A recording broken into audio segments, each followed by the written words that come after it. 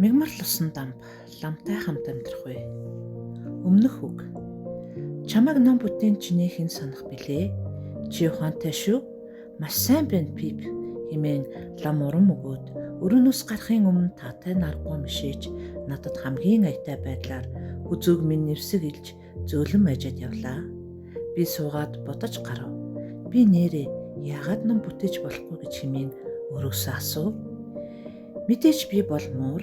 Гэхдээ энгийн нэг муур биш ээ. Би Сям муур. Олон газраар аялж элдвийг үзэж харсан. Харсан гэв үү? Тэр үнэн. Гэхдээ би одоо бүрэн хараагүй болсон. Иргэн тойронд болж буй үйл явдлын талаар лам болон гүй хатагтай нарын ярьснаар ойлгож төсөөлөхөөсөөр аргагүй болсон. Надад өөрийн дурсамж байгаа. Миний нас дээр гарч би хөвшөрч чадал тамир барагцсан. Гэвч өөрийн энэ амьдралд тохиолдсон үйл явдлуудыг өгүүлж цаасан дээр буулгах боломж одоогор надад байхад яагаад ашиглаж болохгүй гэж. Ингээд би ламтай хамт өнгөрүүлсэн амьдралын тухай энд өгүүлэхээр шийдсэн бөгөөд хар бараан урт урдаан тулалтын дараах гэрэл гэгээ аз жаргалтай амьдралын талаар бодит үннийг энэ номоор өгүүлэх гэсэн юм аа. Хатагта Фифи Грэвиркс саарал сахалт. Бүлэг 1. Ирээдүйн ээж маань чанга цолгион дуутай нэгэн байсан. Тэрээр надад эр хүүстэн хэрэгтэй байна. Хүч чадалтай, жинхэнэ эрэгтэй хэмээн мэдэгдэв. Орилж хашгиран шугаан тархан төвхтэй юмаа хэмээн хүмүүс хоорондоо хэлцэн. Тэр үед л ээж өөрийн чанга цовоод дуугаар нэрд гарч амжсан юм аа.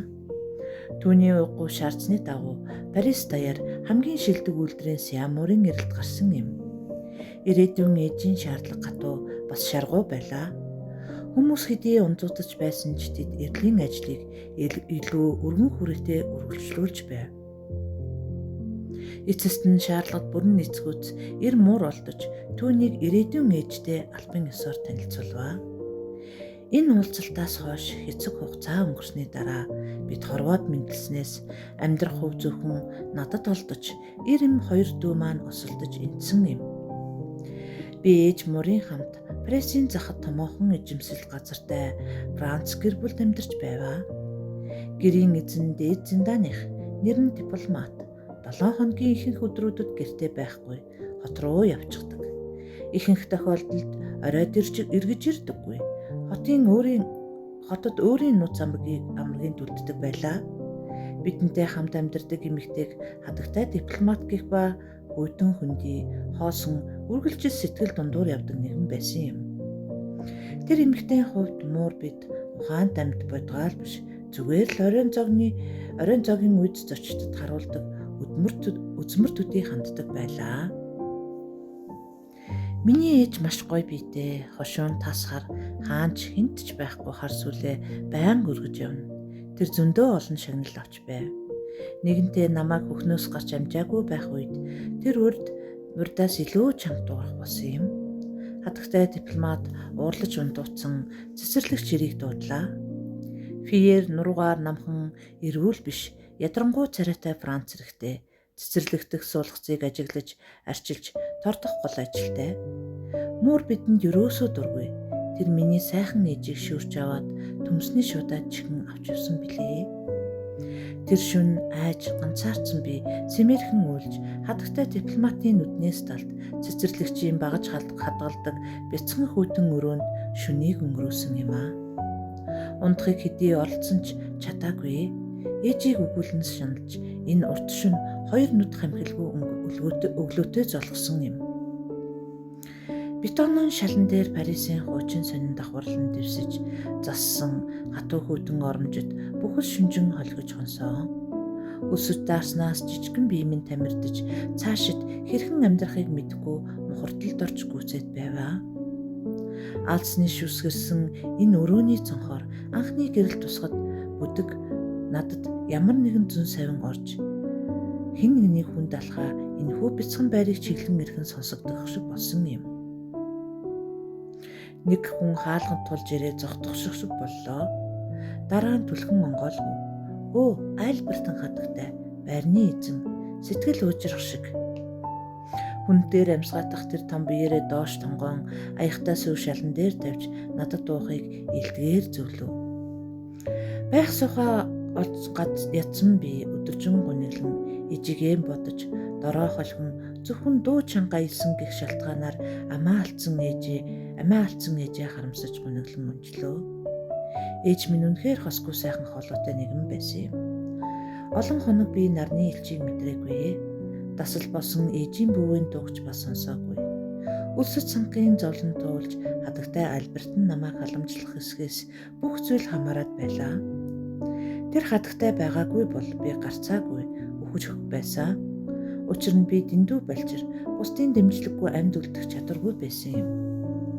Өдөр хоног ээлжээр өнгөрч 7 хоног сараар тоологдсон цааш урсан утсаар би яаж игээд биетэн амьдрах ухаанд суралцаж дэндүү эрт амсаж эхэлсэн зовлон зүдгүүрийн улмаас бие минь нэвдэрч эрүүл мэндээр доройтсон юм аа. Эдлэн газар том хүмүүсээс би аль болох нуугдахыг хичээж тэдний хаашаас болгоомжгүй хөлөөс зайдуу байхыг хичээдэг байв. Миний нуугдах дуртай газар бол мод. Би авирч гараад мөчөрдөө сунан хөвтөж наранд бүлээцэх дуртай байсан. Модод намайг ойлгож надтай харилцан ярилцдаг байсан юм аа. Нэгэн удаа сэтгэлээ хуваалцах зуур тэр насны төгсгөл рүү чамд аз жаргалтай өдрөө заавал ирэх болно гэж хэлсэн юм. Найз мод минь энэ үгийг надад зориуд хэлсэн. Түүний үгийг би үргэлж санан дурсаж явдаг билээ. Нэг өглөөс ирэхэд хачин ойлгомжгүй эмзэг гэмээр хүсэл намайг түгшээсэн. Би асуух аясаар гаслантай дуу хатаахад дипломат хатагтай сонорт хүрсэн байв. Фиерийг тэр дуудаад ямар нэгэн муур олж түүнийг номхдог. Ямар ч муур байсан болно хэмээн тушаасан юм. Дараа өдөр нь намайг барьж аваад модон хайрцагт хийсэн. Хайрцагт надаас өөр амтан байхаа эсхийг ойлгож чамжаагүй байтал нэгэн хөвшин муур миний дээр цороогоод гараад ирсэн. Амьдралын элдв асуудлын талаар надад ярьж ойлгуулах завдал миний ээжэд байгаагүй. Тийм болохоор цаашид юу болохыг би огт ойлгохгүй байв. Дайчин хөвшин муур нуруунд дээр гарч би аимшигын хүчтэй түлхэлт мэдэрсэн. Эхний агшинд хүмүүсийн нэг нь намайг өшөглөгч шиг мэдрэмжт надад төрсөө. Дараа нь огцом хүчтэй өвдөлт мэдэрч ямар нэгэн юм урагдах шиг болсон. Өвдөстөөс болж би уурсан орлоод өөрийн мэдлгүй ёолох. Тэр этгээд рүү дайр самартахад түүний чихнээс цус гарч тэр ёолох би уурсан орлоготоо хосолсон тэмцэл болгоо. Харанхуй хайрцаг цахилгаан захих мэт гинэт гэрэл туслаа. Хайрцагийн таг нэгдэж сониучнүүдээр дээрээс харав. Надад боломж гарангуут хайрцагаас үсрэн гараад эргэн харах агшинд хөвшин муур чангаар явж уурсандаа Пьер рүү үсрэхэд тэр дипломат хатагтай хүлтээглэн тэрийн оцсон юм. Зүдлгийг захлан гүйж миний хорогдох байр басан алми модонд би авиран гарсан юм аа. Модны голоор дамжин өөрийн хайртай мөчөрт хүрч амьсгалаа дарахаар суниаж хөвдөв. Хөнгөн салхи хүлээж навцас ширжигнэн шивнэлдэж намайг илж зөөлөн инхрийлнэ. Мөчөрс найхан ганхаж зөөлөн бөвөлхэд ядарч солилцсон би бүх нойрцоо төгсөн билээ. Өдөр нэгэн дөнгөрч шүн залгасан ч би өөрийн мөчөр дээр өсөглөн айдастай өвдөлтөл зовлон шаналн хэвдэхдээ хүмүүс өөрсдөөс нь бүрэн хараад өрөвдөлтөй битгэн амьтдын хүсэл бодлыг ойлгохыг хүсэхгүй тэдэнд зэрлэг харгас хандаж байгааг би гайхаж харамсаж байваа. Шөнийн сэрүүн Парисын зүгээс борооны нарийн тусал шивэрч хонсоо. Би нэвт норж дагдан чичирсээр өөр хорогдох байр хайх бодлоор доош бухаар шидсэн юм. Өглөө болж гэрэлгээ орсон ч уйтгартай бүрхэг сэрүүн өдөр залглаа. Бараан үйл өндөр тэнгэрийг битүү бүрхэн аажмаар хөвнө. Бороо салж өгөхгүй байн уйлганы шивэрнэ. Багуудын алдад сууцны зүгээс хүний бараа үзэгдэн дөхөж ирэх нь хадагтай Альбертын мөн байлаа. Тэрээр хүн дээр амьсгаад намайг өрөвцөн өнгөөр сандчин өглөөд хараан мууцсан нүдээр намайг хайж зогтсваа. Би түүнийг аяархан дуутахад тэр над руу гараа сунгаад "Хүү ээ, миний хөөрхөн Фифи минь хурдан буугаад ир. Би чамд хоол авчирсан" гэж яран хэллээ. Би өөрийн мөчрийг орхиж модны голоор дамжин аажмаар уруудлаа. Түүний авчирсан сүүг ууж дараа нь мах идэх зуур тэр ногоон дээр өвдөглөн сууж миний нурууг ээлдгээр илэн инхрийлж байлаа. Өглөөний зог барьсны дараа би талархал илэрхийлж түүний хөлийг илбэн зөөлөн маячсан юм. Тэр хэдий миний хэлийг мэдэхгүй, би түүний хэлийг хэлээр ярихгүй ч бид биеэ бүрэн ойлгож байлаа.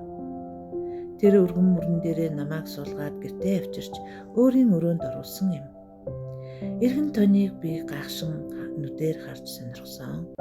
Миний хувьд энэ өрөө цоо шин, харин би мөрийн зангаар хумсаар маажин зугаацах юм энд тэнд байгаа эсхийг хайж олж харахыг хичээж байв. Намайг мөрөн дээрээ суулгасан хэвээр Альбертын хатагтай том цонх руу дөхөн очиж давцсан дээр суугаад гадаа арчныг харж суув.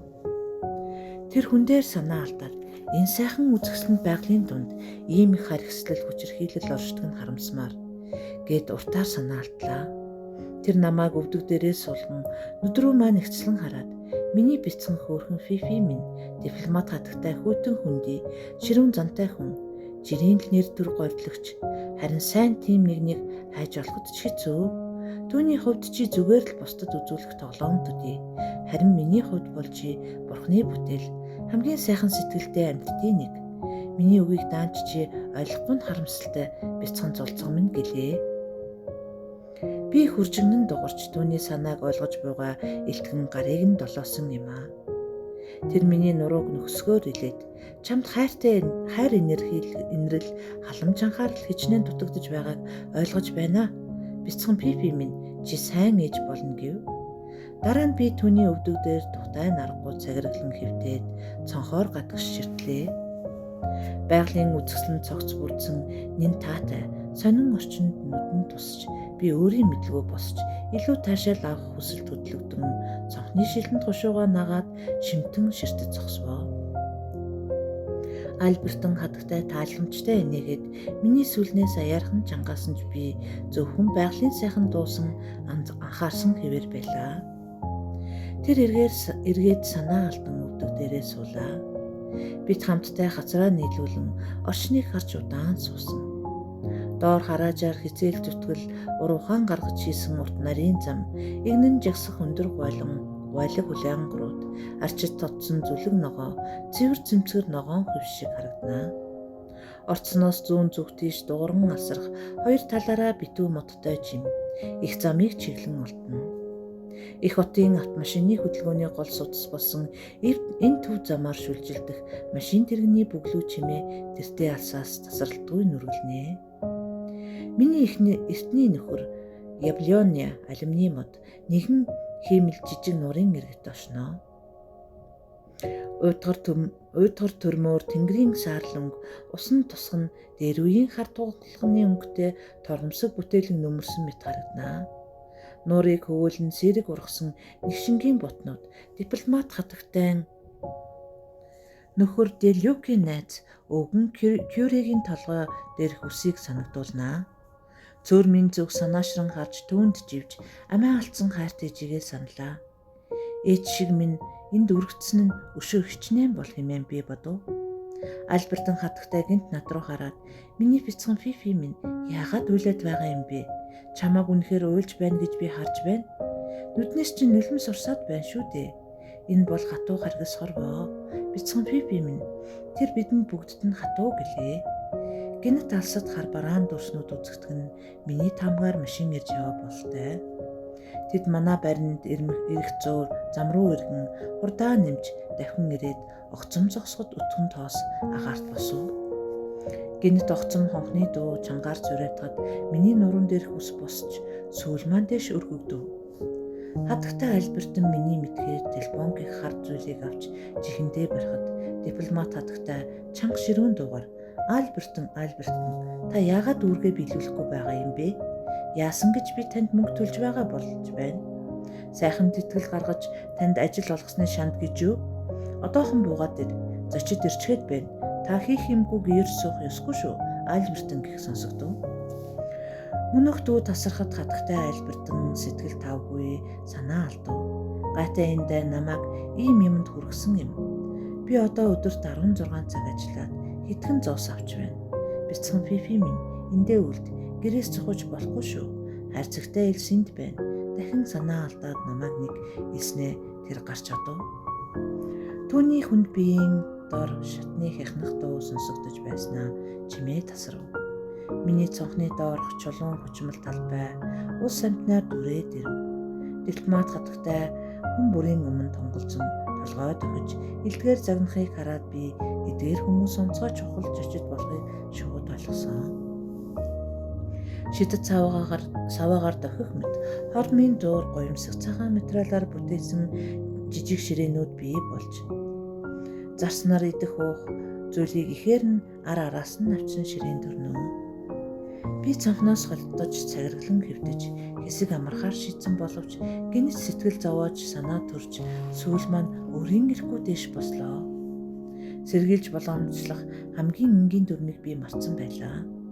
Энэ дүрмийг ээж минь надад зааж сургасан билээ. Танил биш өрөөг үргэлж шиншилж бүх болон дохойг шалгах ёстой фифи хэмээн тэр загсаа. Бүх гарцыг шалга, хэвийн бус ёс зүйтэй санаатай санаандгүй тулгархад хизээд бэлэн бай. Хангалттай сайн судалж таниагүй газар унтаж амархаас болгоомжил хэмээн загтаг байсан билээ. Гэмшиж харамссан би тэрхэн зур босож агаар үнэрлэн орчныг шинжгээр шийдсэн юм. Эхлээд зүүн ханны дагуу цааш үргэлжлээд торхоор шийдсэн. Дараа нь цонхны давцан дээр үсэрч гараад өөрийн барийг үнэрлэн ямар нэг энгийн биш зүйл илрүүлэх ордлого хийлээ. Өрөөнд буй эд юмсын байрлалыг тогтоож аюултай ишүүл ашигтай эсгэд үнэлдэг өгөх ёстой байв. Ханын цаас ирээн цохор гандмал өнгөтэй байв.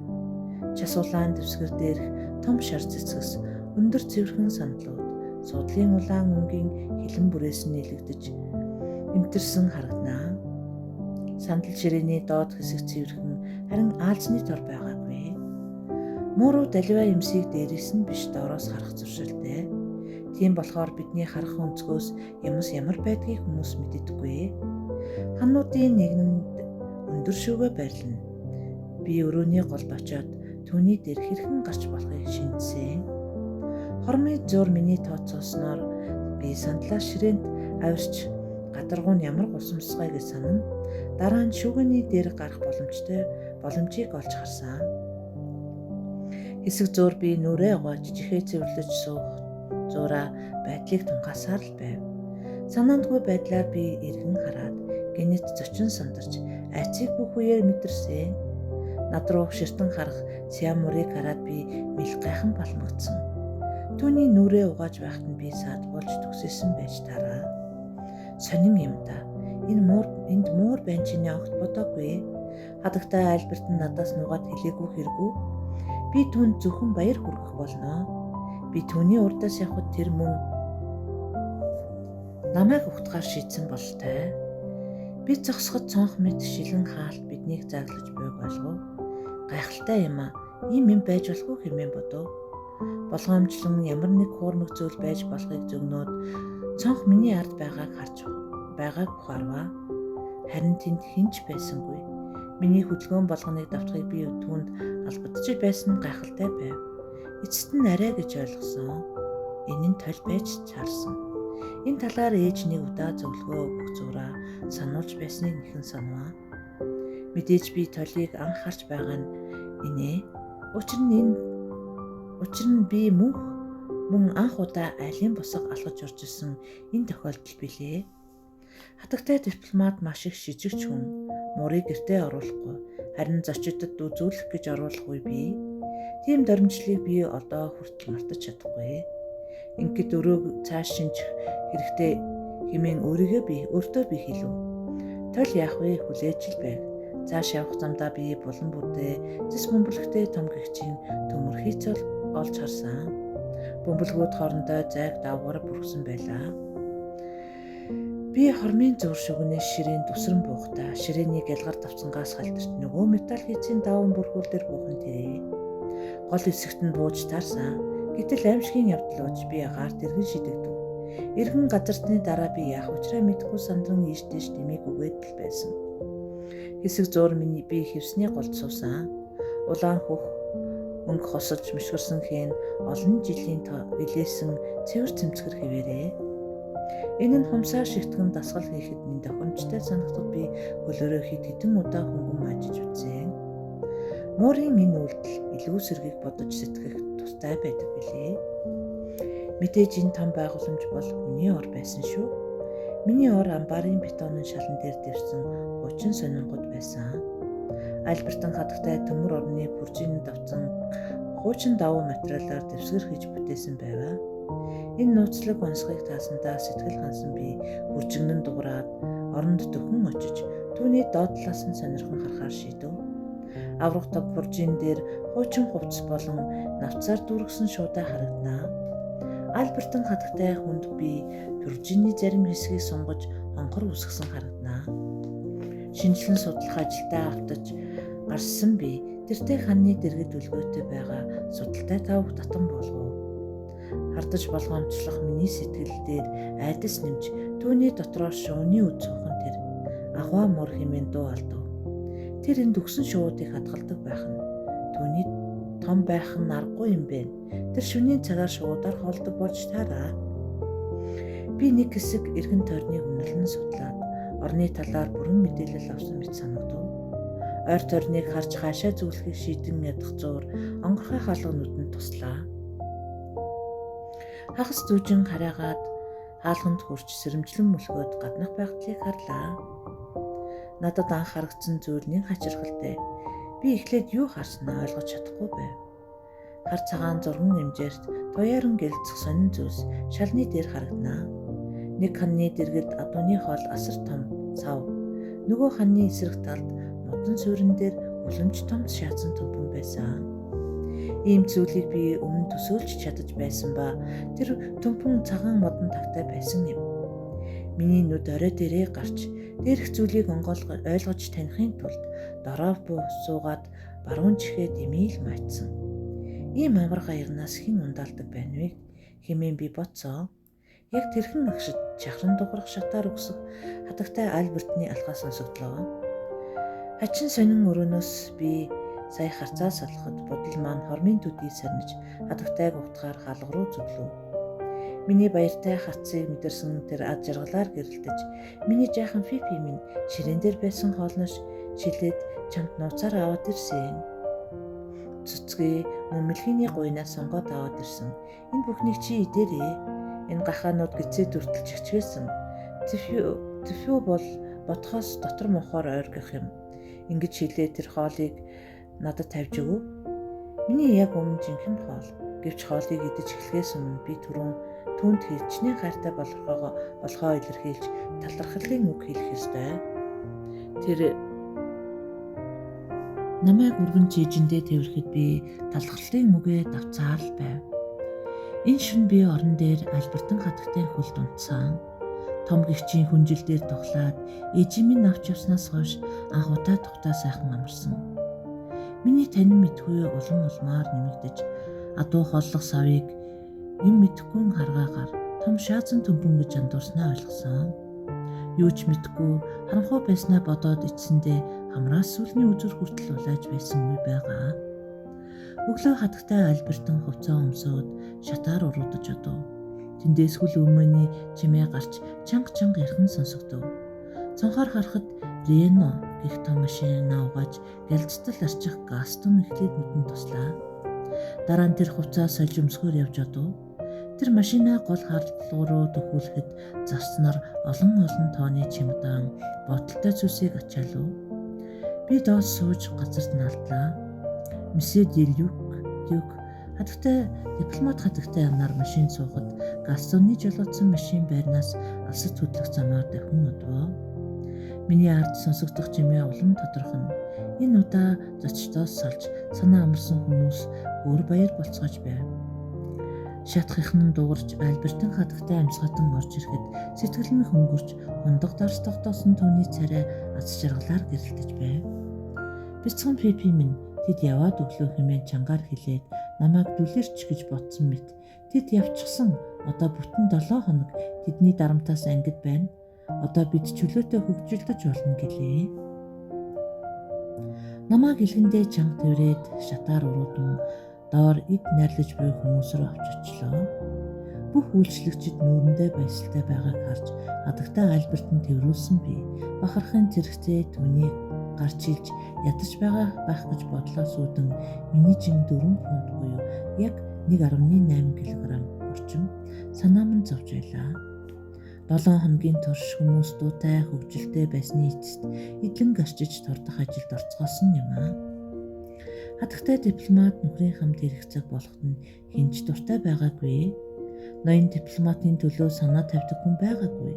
Тэр өөрийн ингэр дээрх гэгэн легионы тэмдэгтэй давчийг 3-гаар тэмдрэх зуршилтай.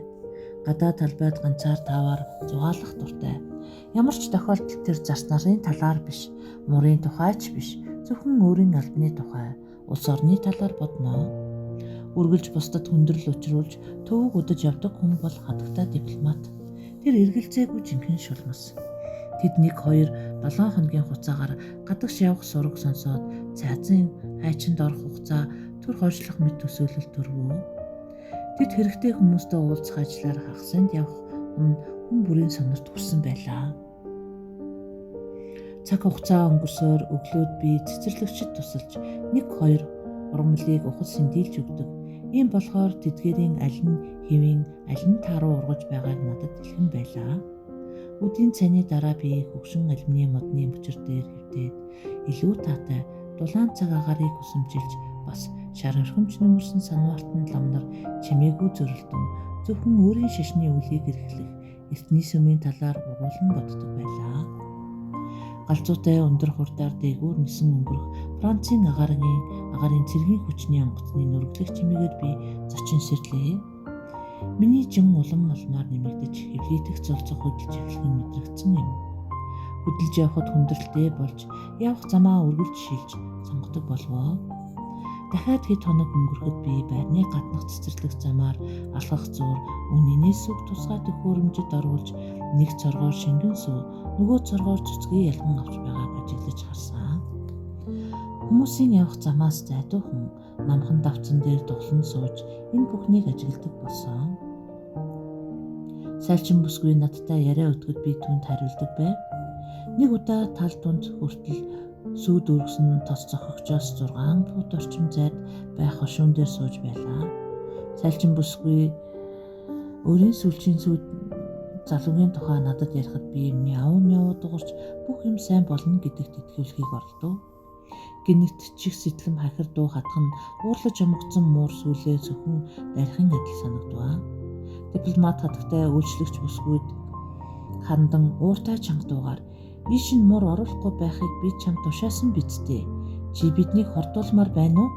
Тэр анх гартаа таарсан зэсэн хэмжүүрийг шүүрэн авч миний зүг бүх хүчээр чулуудав.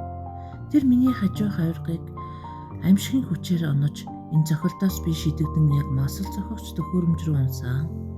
Өвдсөн тухай хэлээд ч яах вэ? Сүүн дотор унсан би арай л живчихгүй самарсаар байлаа. Миний доторх бүх эрэгтэн биеэс суурч гарч байх шиг бодол төрж өвдөж байлаа. Хүн төлийн дор шалд оргиж Альбертын хатагтай дөхөж ирлээ. Айж сандарсан тэр тос зохигчийг яран хазаалгахад улаан туяатай сүү шал руу асгарлаа. Дараа нь намайг гараараа аваад амтны эмч дуудахыг тушаав. Би тэр агшинд ухаан алдсан билээ. Ухаан ороход би Альбертын хатагтай унтлагын өрөөнд хайрцагт зөөлөн дулаан дэвсгэртээр хэвтэж байв. Миний 3 хавирга хугарсан мөн хэвлийдэх зулцгнууд зулбсан байлаа. Удаан хугацаанд би өвчтэй хэвтэрт байсан. Амтны эмч ноёнд нь байн нэж намайг үзэж байсан. Тэр хатагтай дипломатыг хатуу өгөөс шүмжилж зэмлсэн тухайд надад хэлсэн. Харгислал шалтгаангүй дээрэнгүй харгислал. Энэ байдал чинь хүмүүс таалагдахгүй байгаа шүү гэж тэр харамссан хэлсэн. Хүмүүс таныг хэрцгий муухан гэж хэлэх болно. Зарцнаар наяг хэлснээр энэ муур ээж болохоор хүлээж байсан. Хамгийн цэвэрч, хамгийн үнэн чамтан. Хатагтай дипломат та маш жигшүүртэй үйлдэл үзүүллээ гэсэн юм. Альбертын хатагтай миний уруулыг усаар чиглэж байсан. Сүүний тухай ботгоос миний дотор мухаа оргиж царай хувай цааш байлаа. Ямар нэг юм мэдүүлэх гэж хатагтай өдөр бүр намайг ятгаж байлаа. Амтны эмч ноёнтон ямар ч найдар байхгүй. Тэр өхөн юм мэдэхгүй бол маргаашийг ч хүлээж чадахгүй гэлээ. Би комд орж ухаан алдсан юм аа. Хаа нэгтээ модны мөчр найгаж навчис сэрчгэнэх шиг болж алюминий мод бяцхан муур минь жижигхэн муур минь төгсгөл ирэх болоогүй. Миний хэлж байсныг санаж байна уу? Бяцхан жаал минь сонин чимээ сонсох мэт бодол толгойд орлоо. Цайвар шаргал гэрэл гайхалтай зураг харагдаж огторгүйн баяр цэнгэлээр амцгалав. Бяцхан муур минь энэ төгсгөл биш хэмээн модод шивнэж байлаа. Хоол ид, амьдр, хоол ид, амьдр, энэ төгсгөл биш чиний амьдралд зориг байгаа шүү. Бяцхан муур минь чи бүтэн амьдралыг дуусны дараа баяр жаргалтай дуусгах болно. Одоо биш, энэ төгсгөл биш. Би нүдээ арай ч юу нээж толгоогоо ялэмгүй өргөв. Альбертын хатагтай миний суух газар, миний дэргэд суух ба гартаа хідэн тусам тархины мах барьжээ. Ацрыг нь даган том нулимс урсж харагдана. Эмч ноёнтон ширээний хажуу зогсоод шилэн лонхнош шприцэд дүүрэн шингэн саруулж харагдав. Би зүсэн мах аваад амандаа хийж жаахан хүлээснээ зэлгэж орхив. Гайхалтай хэмээн хатагтай Альбертын дуу алтлаа. Ноён эмч гайхан ангааж гар дахь шприцээ айжим тавиад над руу эргээд дөхөж ирэв. Та үнэн хэллээ. Энэ бол гайхамшиг хэмээн тэр батлав. Түүнийг удаад зовохгүй тул би тариа хийж нөгөө ертөнцид нь бушуу илгээхээр шийдсэн юм гэлээ. Би хүч муутай нэмсгэлээд 3 удаа мяу хэмээн өгүүлж талархсан тухайн үед энэ миний хийж чадах торын ганц зүйл байсан. Би эргээд унтахаар хэвтээд зүрхлэмэх зур тэр одоо эдгэрн хэмээн эмч хэлсэн сонсогдвоо. Бүтэн 7 хоногийн турш би энэ гаслантай нөхцөл байсан. Уртаар амьсгал авч чадахгүй, хоёроос илүү алхам хийж чадахгүй байлаа. Альбертын хатагтай эстэй харцгийг миний хажуу тавьж өгсөн. Учир нь би засах үйлдийг цэвэрчнэн байг үздэгч байхыг ээж минь надад сургадаг байсан юм. Оролцоогоор 7 хоногийн дараа Альбертын хатагтай намайг шатаар доош авч явсан юм. Хатагтай дипломат хаалганы өмнө зогсоод таагүй хүтэн харцаар биднийг углаа. Тэр амбарт байх ёстой шүү. Альбертын хэмээн хатагтай дипломат сануулв. Өршөөгөөрөө хатагтай тэр эдгэрэх арай болоогүй. Би энэ сул хэвээр байгаа. Хэрэг түүд ингэж харгас хандах юм бол би болоод бусад зарцнаар халагдах бодолтой байгаа гэв. Их цантай байдлаар шүүхтэн ууртай харцуулуудаад хатагтай дипломат үлми дээрээ эргэж өрөөнд явж орлоо. Хонглын эцэст байх галзуухны өрөөнд нас тогтсон бүсгүйчүүд намайг хараад өхөн ирж би минь илаашиж байгаад баяр хүргээд сайхан харагдаж байд гэцгэн урам өглөө. Альбертын хатагтай намайг аяархан газарт буулгаж хүмүүс болон юмстай танилцах боломж олгосон юм. Би сул хэвээр байсан болохоор би амархан ядарч Альбертын хатагтай дөхөж очин царай руу хараад орондоо орж хөвтмөр байгаа тухайгаа хэллээ. Тэр намайг гар дээрээ өргөж 2 давхарт гаргав. Би их сүлцэн байсан. Тэр хайрцагт намайг хийхээс өмнө унтаад өгсөнсөн. Үргэлжлэл би